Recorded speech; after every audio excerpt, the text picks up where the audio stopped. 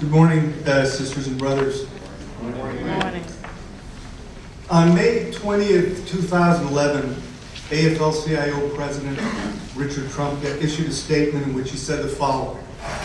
He said, "We have listened hard, and what workers want is an independent labor movement that builds the power of working people in the workplace and in political life. Working people want a labor movement strong enough to help return balance to our economy, fairness to our tax system, security to our families, and moral and economic standing to our nation." He continued, "Our role is not to build the power of a political party or a candidate. It is to improve the lives of working families and strengthen our economy." This conference, the Labor Fightback Conference, was convened largely on the grounds, on the basis that what we need today is an independent labor movement that puts the interests of the members and of our community allies first and foremost, and does not subordinate those interests to any partnership agreements or any support for candidates. The purpose of this is to build a wing in the labor movement that presses labor to match word with deeds, to act genuinely as an independent labor movement, to fight to win demands and a program that reflect the needs and aspirations of the working class majority and our community allies. Because what we need, and this is a question of life and death for the labor movement, and I would say for democracy in our country, is a labor movement that's independent and that doesn't subordinate those interests of the working class majority to the dictates of politicians of either major party, as these politicians, with only a few notable exceptions, have demonstrated time and time again that they will always defer to the corporate class. Now today there's a lot of talk in the AFL-CIO in particular about the need to turn over a new leaf. There's a proposal to create listening commissions and for the locals to listen to the members to find out what's not working. And we heard last night, I think it was Brooks or somebody telling us that there's a whole reconsideration of putting all this money into candidates who all too often don't deliver, and that we have to put the money into our campaigns once or twice until we get it right. That's all good. There's talk about building community alliances. These are crucial questions.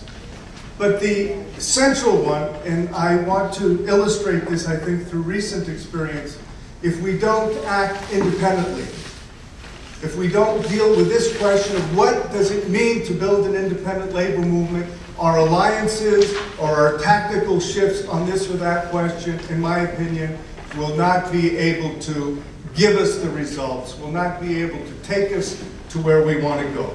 So what are the obstacles we confront in the path of building this independent labor movement? Main obstacle is that despite fighting words and seemingly firm positions against the cuts on the social safety net programs and other draconian measures, the labor movement has not drawn a hard line in the sand when it comes to opposing the wholesale attacks by the bosses and the politicians. Seduced by the siren calls of shared sacrifice, labor management partnerships, and the like, what we have is more of a movable line in the sand. We will take a stand, and when push comes to shove, or we're told, well, these are those considerations, and if we don't look at these tactical or other considerations in the elections, we're going to lose, and therefore our line shifts, and we find ourselves accepting and urging our members to accept that which we don't want and which we shouldn't have accepted to begin with. We know this was the case with the Wall Street bailout, for example. While a militant wing of the labor movement, such as our own San Francisco Labor Council, on whose executive committee I serve, we call for bailing out Main Street, not Wall Street, the labor movement as a whole said we need to bail out Main Street and Wall Street because we had to be part of the general interest. The result, as we know, anywhere from $8 to $25 trillion. It depends on what economist you follow or what criterion is used. That money from our pockets, from working people, went over to bail out the banksters and the gangsters, as we heard last night in the video, which Brooks, an excellent video, by the way, thank you, which you brought to us. While we have 27 million unemployed and underemployed, the foreclosures continue to mount, poverty increases to mount, and the union busting and the assaults are at levels we could not even have fathomed 10 years ago. An independent labor movement would have taken to the streets in huge mass actions, together with all the victims of the Wall Street bailout, to demand not one penny to the banks. Nationalize the banks. This was a question that was raised very widely, including by many economists in the New York Times. Massive public jobs program to put everybody back to work. Retool Detroit. This was a huge opportunity to turn Detroit into a green economy, building mass public transportation and retooling the entire industry to bring Detroit out of the crisis and morass which it finds itself deeper and deeper today. All of these were the demands that we had put forward in our council, and others in the labor movement followed, but it was not, of course, the position of the labor movement as a whole. But take the fight for jobs. Soon after Obama's election in 2008, labor called for a public works program to put 15 million people back to work.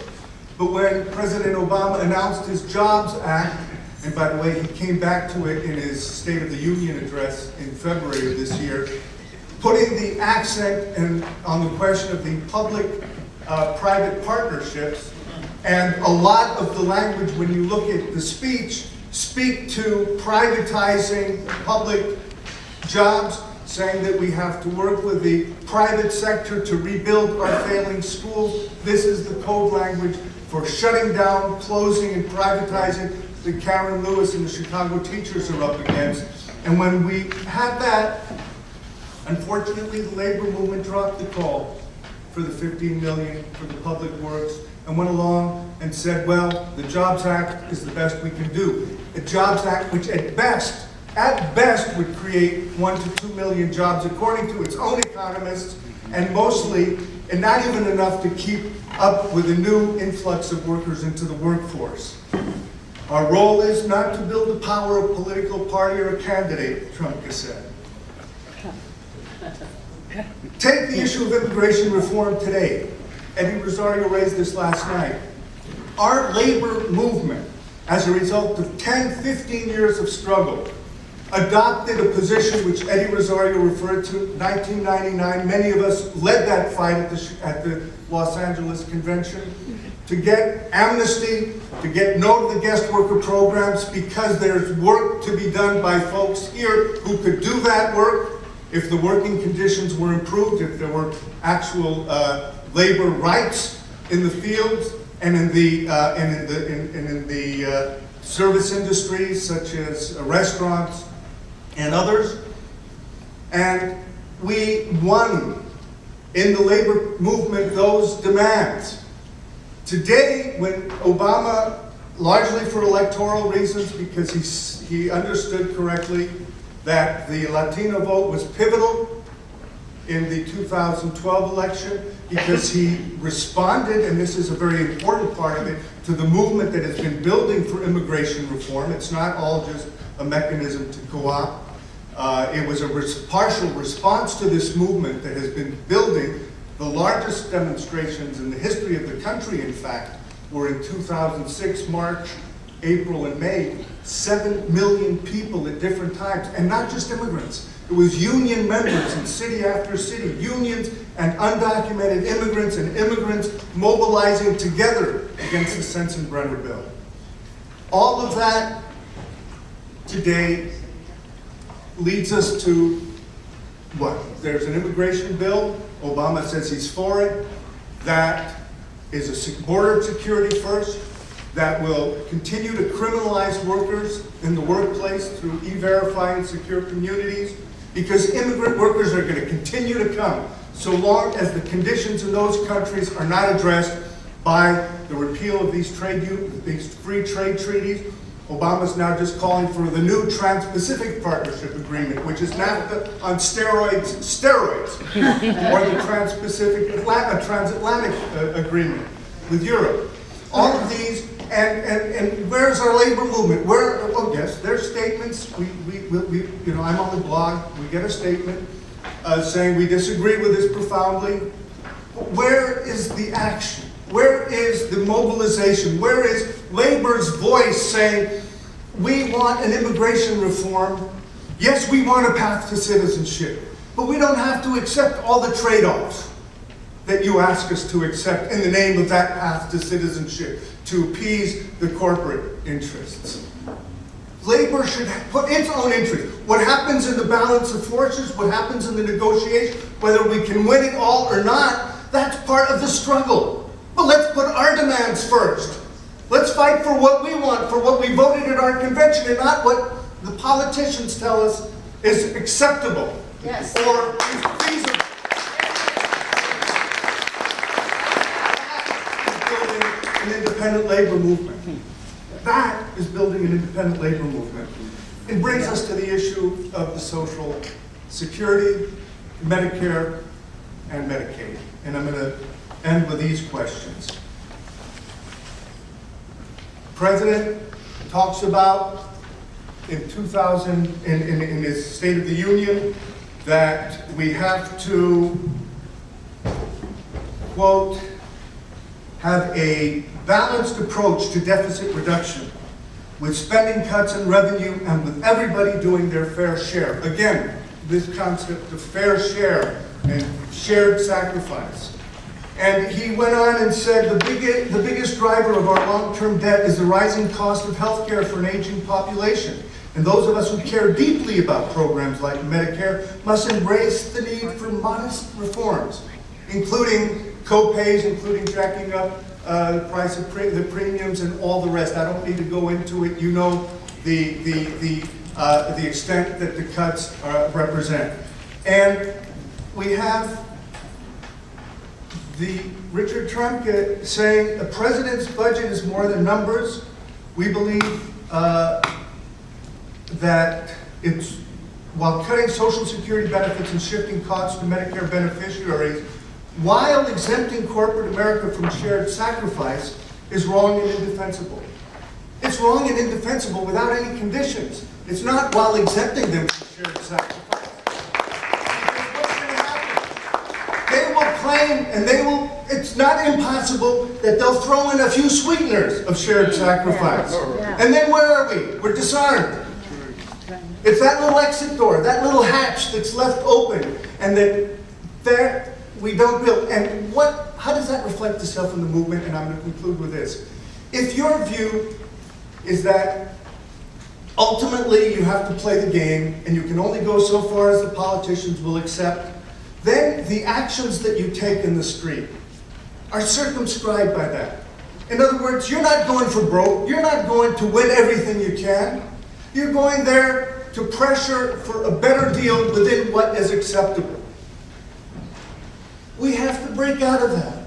We don't need the 100,000 people in the streets on the eve of an election in 2010. It was good that we had 100,000 people in the streets, but that message was pretty much we are going to be supporting our friends in 2010 in November. We need actions in the street to say, these are our demands, we're going to build them with our community allies, and we mean it, and we mean it. August 24th, as Sandy said, offers us an important opportunity. First, July 2nd, I want to say. July 2nd, very important. Labor and the Alliance for Retired Americans, and we have this discussion at our campaign for a Healthy California, and the California Alliance for Retired Americans have come together to call for national actions on July 2nd. And please, everybody, put this down and I think seize the importance of this. It's to organize actions against the chained CPI, and again, mostly against the chained CPI, and it's built around the theme human chain, around federal buildings, or around the offices of politicians who may be on the fence or may be voting against. We're going to be targeting Senator Dianne Feinstein and Nancy Pelosi, who said she was open to the president's proposal for a new chained CPI. So we're going to be in the streets. That's important, but that's not a substitute. In fact, we hope that it could be a building towards August 24th. August 24th is the 50th anniversary commemorating this march. The King Center Southern Christian Leadership Conference have called it.